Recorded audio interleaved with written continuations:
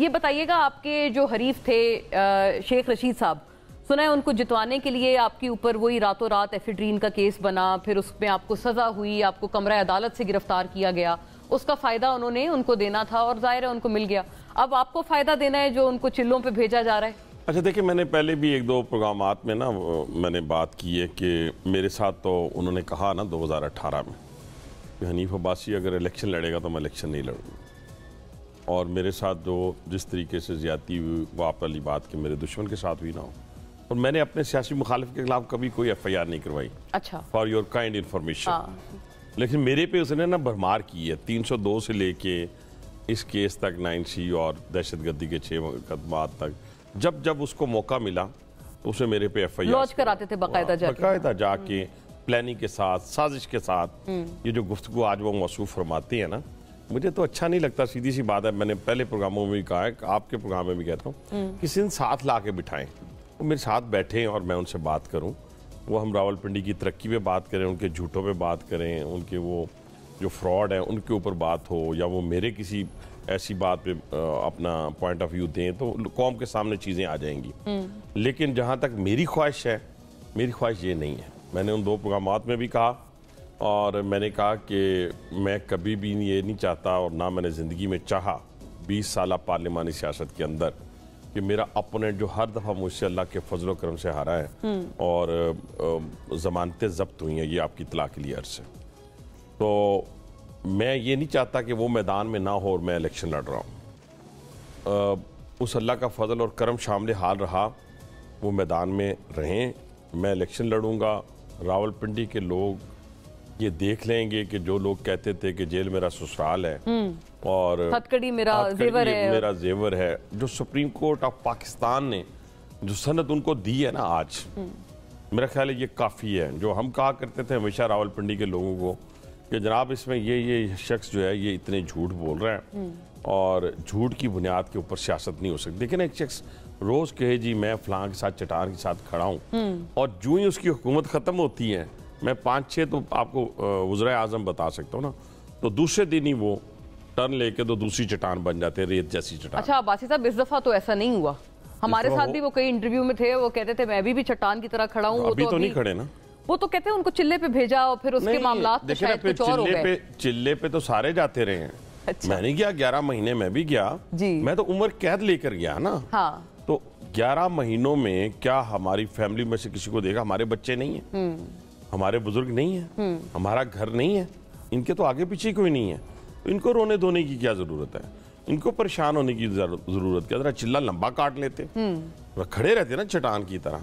लेकिन जो शख्स जब भी तकब्बर और गरूर की इंतहा को होता है तो उसको सामना करना पड़ता है। ये मुकाफाते अमल है। अच्छा, ये मेरा नहीं है। 9 मई जो किया गया है, जरा थोड़ा सा मुना कौम को समझाने के लिए, ये जो 9 मई है, ये 9 मई जो है ये एक दिन में नहीं हुआ, इसके लिए पूरी 1.5 साल की नौजवानों की आबियारी है। ये वो शख्स हैं जो ये कहते थे कि उठो जला उठो और पूरे मुल्क को जला दो। आपने तकारीर सुनी होंगी। ये पॉपुलर सियासत में और एक स्टेट्समैन की सियासत, जैसे नवाज शरीफ साहब सियासत करते हैं, और मैं इनको जानबूझ के इसमें इसी बात में लेके आना चाहता हूँ। 21 अक्टूबर की मियां नवाज शरीफ की स्पीच, आप यकीन माने हम भी बचपन से FC कॉलेज से तकारीर करते आए हैं। 77 की मूवमेंट में बहुत सारों को हमने 14 साल की उम्र में बड़े बड़े मुकर्रीन को तकारीर करते हुए सुना है, और लेकिन उनका रिजल्ट हमेशा अंडा हुआ करता था। जो मियां नवाज शरीफ साहब ने 21 अक्टूबर को तकरीर की है, वो एक स्टेट्समैन की तकरीर थी और एक बड़े आदमी की बड़ी स्पीच थी। मैं ये मुख्तसर बात करूंगा। और कभी भी मुल्क हो या हल्के हों, लेकिन अब मैं शेख रशीद से 2003 में जीता, 2008 में जीता, सही। मैं अगर उस जीतने के बाद उसको उसी के ऊपर FIRs कटवाता रहता, उसको गालियां देता रहता, उसको बुरा भला कहता रहता, तो ये नए नए हॉस्पिटल्स कौन बनाता? ये सफाई का निजाम कौन लेके आता? रावलपिंडी में मेट्रो कौन चलाता? और ये कमजरफी का भी ये कमजरफी का भी बिल्कुल मैं आपसे 200% इत्तेफाक करता हूँ कि ये कमजरफी का भी है कि आप पावर में आके आप देखें ना, एक वोटर जिसने आपको वोट नहीं दिया, आपके जीतने के बाद जब वो आपके पास आता तो आप उसे गले से लगाते हैं। बिल्कुल बिल्कुल। आपको पता है कि इसने आपको वोट नहीं दिया, लेकिन जो पब्लिक रेप होता है, जो पब्लिक खिदमत करना चाहता है, जो खिदमत जो है, फिर एक और बात, सिर्फ अपने हल्के की नहीं, खिदमत जो है हदूद और कयूद की पाबंद नहीं है। ये बातें वो शख्स कर रहा है जो ये नहीं कह रहा कि 1 करोड़ नौकरियां दूंगा, मैंने कभी अपने हल्के में नहीं कहा। मैं 50 लाख घर बना के दूं, कभी नहीं। मैं राशन डाल के दूंगा, मैंने कभी नहीं कहा। मैं ये चीजें कभी नहीं कहता, लेकिन मैंने वो बातें जो की हैं, वो मैं बार बार दोहरा के, मैं नहीं आपका वक्त ज़ाया करना चाहता। रावलपिंडी को देख लें, उसकी सफाई का निज़ाम को देख लें, उसका ट्रांसपोर्ट सिस्टम देख लें, उसका हेल्थ का देख लें, एजुकेशन देख लें, स्पोर्ट्स देख लें, टेक्निकल ट्रेनिंग देख लें। दौर में इंटीरियर मिनिस्टर रहा है उससे, उसी हल्के से। तो फिर आप मुझे बता दें कुछ नहीं किया, कोई एक प्रोजेक्ट, कोई एक, देखे ना, हमारा मुकाबला भी इन्हीं में होना चाहिए। देखिए नवाज शरीफ साहब जब आते हैं तो वो क्या कहते हैं, वो कहते हैं जब मुझे 1990 में हुकूमत मिली तो मैंने ये किया, जब मुझे 1997 में हुकूमत मिली तो मैंने ये किया, जब मुझे 2013 में हुकूमत मिली तो मैंने ये किया।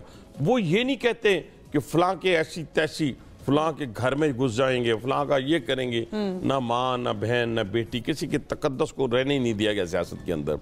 मैं ये चाहता हूँ कि ये पाकिस्तान फले फूले, और एक ही वजह से फले फूलेगा कि हम बदले की आग से निकलकर, ये बहुत जरूरी बात है जी, और तकब्बर और गरूर से निकलकर, और अपने आप को लाज़िम मलज़ूम करार देना कि जी मैं बड़ा लाज़िम मलज़ूम हूँ, मेरे बगैर तो ना हुकूमत चलेगी ना पाकिस्तान चलेगा। और ये भी कि ये पाकिस्तान तक क़यामत जिंदा रहेगा।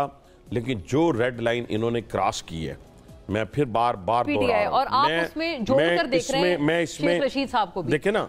अब जबकि वो कहते हैं मेरा तो एक पार्टी, नो, उनके स्पीचेस निकाले, उनके स्पीचेस निकाले, उन्होंने भरपूर तरीके से नौजवानों के ज़हनों को परगंदा किया। अच्छा। और कहा कि आपने घुसना है और मारना है, और उनका ट्विटर उठा के देखें, उनके मैसेजेस देखें। आप 9 मई का भी इल्जाम शेख रशीद पे डाल रहे हैं, तो बड़ी अहम बात है। GHQ पे हमला हुआ है। हाँ। नहीं, वो देखे ना, वो समझ रहे थे कि इमरान खान अब लाज़िम मलज़ूम हो गया है, और इमरान खान जो रेड लाइन क्रॉस कर रहा था, जैसे वो कह रहा था कि चीफ ऑफ आर्मी स्टाफ मैं नहीं बनने दूंगा, इसलिए उसने धरना रावलपिंडी में आके दिया ना। जी। वरना वो इस्लामाबाद में आता, धरना तो रावलपिंडी में दिया उसने। हाँ, ये सही बात। तो उसमें कौन पार्टनर था उसका?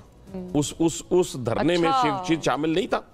जरा गौर करने की बातें है ना, बड़ी अहम बात की पागलों की बातें तो नहीं। आपके कैमरे ने मेरी सारी गुफ्तगू रिकॉर्ड कर ली है। 10 दिन बाद नहीं, 10 साल बाद भी आप यही सुनाएंगे, मैं चीफ जस्टिस नहीं बनने दूंगा। इमरान खान ने कहा, काजी फायज ईसा तो साहब, क्या शेख रशीद खड़ा होकर कहा उसने कि नहीं, काजी फायज ईसा का राइट है, वही चीफ जस्टिस बनेंगे, उनकी फैमिली के साथ ज्यादती हो रही, मैं ज्यादती नहीं होने दूंगा? क्या शेख रशीद ने ये बात कही?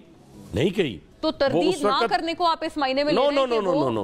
रेफरेंस जब कैबिनेट की तरफ से भेजा गया प्रेसिडेंट को, तो उस कैबिनेट का मेंबर था ये, ठीक है ना। फिर उसके अलावा एक बंदा हुआ नहीं, सुने ना, एक बंदा नहीं, सारी कैबिनेट, और एक बंदा हो या आधा बंदा हो। देख ना, वो पिंडी की सियासत में फलां की सियासत, मैं फिर वही बात करना चाहता हूँ, मुझे फिर अच्छा नहीं लग रहा कि मैं वो बंदा मौजूद ही नहीं है, वो मौजूद हो और हम एक ग्रेट डिबेट करें, मुहासरा हो, ग्रेट डिबेट करें आपके प्रोग्राम में। जैसे आप खड़ी थी ना, ऐसे मैं भी खड़ा हूं, आप दोनों को इधर एक दरमियान में आप हो, राइट साइड पे मैं हो जाऊं, चले उनको कह दें राइट साइड पे, लेफ्ट साइड पे मैं खड़ा हो जाऊं, तो हम एक दूसरे को बयान कर रहे हो कि जनाब आप 85 से इस रावलपिंडी में मुख्तलिफ जमातों के साथ रह के वजारत के मजे लूटते रहे, तो आपने रावलपिंडी के लिए क्या किया?